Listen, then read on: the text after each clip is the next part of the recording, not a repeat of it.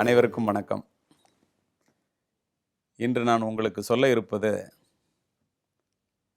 December மாதம் 6ஆம் தேதி அப்படின்னு சொன்னாலே, தமிழ்நாட்டில் மட்டும் இல்லை, இந்தியா பூரா பாதுகாப்பு நடவடிக்கைகள் பலப்படுத்தப்படும். அதற்கு காரணம் என்னன்னு உங்கள் எல்லாருக்கும் தெரியும். அன்று தான் பாபர் மசூதி இடிக்கப்பட்ட நாள் என்பதனால், வேறு பிரச்சனைகள், மத சம்பந்தமான பிரச்சனைகள், தவறான புரிதல்களினால் ஏதேனும் நடந்து, அது சட்டம் ஒழுங்கை பாதித்து, சட்டத்தை மதித்து நடக்கின்ற எந்த மதத்தைச் சேர்ந்தவர்களாக இருந்தாலும் அவர்களுக்கு பாதிப்பு வந்துவிடக்கூடாதே என்பதற்காக முன்னெச்சரிக்கை நடவடிக்கைக்காக செய்யப்படுகின்ற பாதுகாப்பு ஏற்பாடுகள் அவை என்பதை நாம் அனைவரும் அறிவோம். இந்த உண்மையாகவே பாபர் மசூதி இடித்த நாளில் கூட வட மாநிலங்களில் ஏற்பட்ட அளவுக்கு சட்டம் ஒழுங்கு பிரச்சனை தமிழ்நாட்டில் இல்லைங்கிறது நம்ம எல்லாருக்கும் தெரியும். என்னை பொறுத்த வரைக்கும் அதுக்கு காரணம் நான் என்னன்னு நினைப்பேன்னா, செப்பு மொழி 18 சிந்தனை ஒன்றுடையாள் அப்படிமா.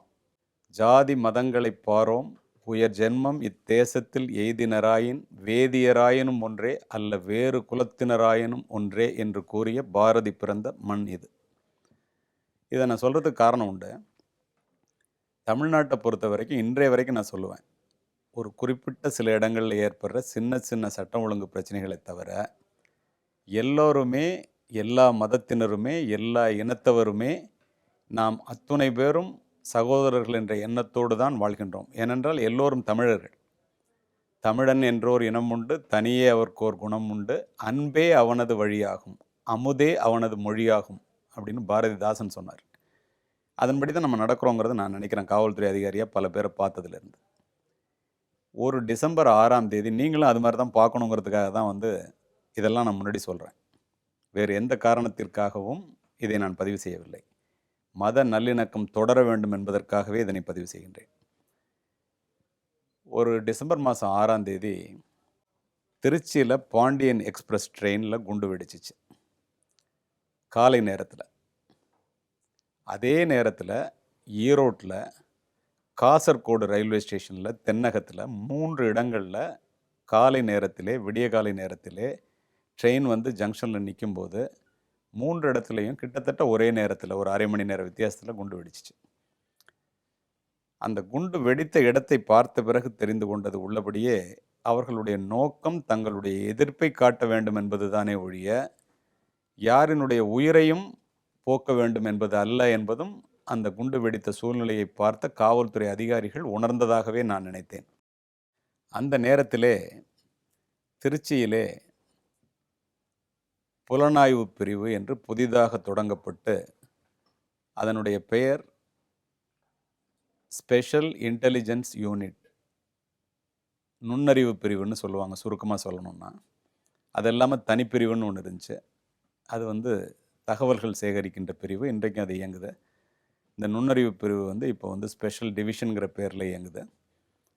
அப்போது நான் முதல்ல சட்டம் ஒழுங்கு காவல்துறை அதிகாரியாக பார்க்கப்பட்ட நான் புலனாய்வு பிரிவிலே அடியெடுத்து வைத்த நேரம். இந்த வழக்கு நடந்த பிறகு அந்த சம்பவ இடத்தை பார்ப்பதற்காக சென்றவர்களில் நானும் ஒருவன். இந்த வழக்கை கண்டுபிடிப்பதற்காக, இதை போன்ற வழக்குகள் திரும்ப நடந்துவிடக்கூடாது என்பதற்காக, தமிழகத்திற்கு இது முக்கியமான வழக்கு என்ற காரணத்தினால் பல இடங்களிலே பல குழுக்கள் அமைக்கப்பட்டு ஒவ்வொருவரும் இந்த குற்றவாளிகளை கண்டுபிடிப்பதிலும், ப்ரிவென்டிவ் மெஷர்ஸ் என்று சொல்லுவார்கள், குற்றங்கள் நடவாமல் தடுப்பதிலும் மிகவும் மும்முரமாக பணிபுரிந்த நேரம் அது. அந்த நேரத்தில் என்னுடைய காவல்துறை அதிகாரி என்னை அழைத்து, எனக்கு கொடுக்கப்பட்ட பொறுப்பு என்ன என்று சொன்னால், இந்த பாண்டியன் எக்ஸ்பிரஸ் ட்ரெயினில் S2ங்கிற ஒரு கோச்சில் குண்டு வெடிச்சிருக்கு. நீங்கள் செய்ய வேண்டியது அப்படின்னு அவர் என்கிட்ட சொன்னது, இந்த S2வில் யாரெல்லாம், அது ரிசர்வேஷன் கம்பார்ட்மெண்ட், 32 பேர் அதில் பயணம் செஞ்சுருக்கிறாங்க அன்றைக்கு.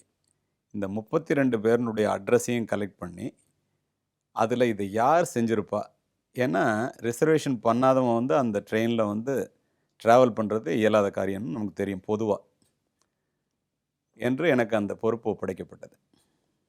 சென்னையில் ஆரம்பித்து திருச்சி வரைக்கும் யாரெல்லாம் டிக்கெட் பதிவு பண்ணியிருந்தாங்க, எந்தெந்த ஊருக்கு பதிவு பண்ணியிருந்தாங்கன்னு சொல்லி ஒவ்வொரு அட்ரஸாக கலெக்ட் பண்ணி ஒவ்வொருத்தரையும் நேராக போய் பார்த்து, நான் என்ன நடந்துச்சு, அப்படிங்கிறத வந்து விசாரிக்கணும் அப்படின்னு சொல்லிட்டு ஒவ்வொருத்தரையும் எலிமினேஷன் ப்ராசஸ்ம்பாங்க.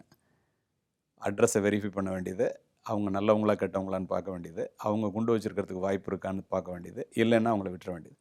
இப்படி பார்த்தா 32 பேரும் அதில் பயணம் செய்தவர்களுடைய அட்ரஸ் இருக்குது. 32 பேரும் நல்லவர்களாக இருக்கிறாங்க. யாருமே குண்டு வச்சதுக்கு வாய்ப்பு இல்லை. ஆனால் குண்டு வெடித்தது S2 கம்பார்ட்மெண்ட்டில். சரி, S1ஐயும் S3ஐயும் பார்க்கலாம் அப்படின்னு சொல்லிட்டு அதிகப்படியான பொறுப்பை நானே ஏற்றுக்கொண்டு S1 அதில் எவ்வளோ பேர்னு பார்த்தா 41 பேர் ட்ராவல் பண்ணியிருந்தாங்க. அதில் அந்த 41 பேருனுடைய அட்ரஸையும் எடுத்து எல்லாத்தையும் வெரிஃபை பண்ணால் 40 பேருனுடைய அட்ரஸ் கரெக்டாக இருக்குது.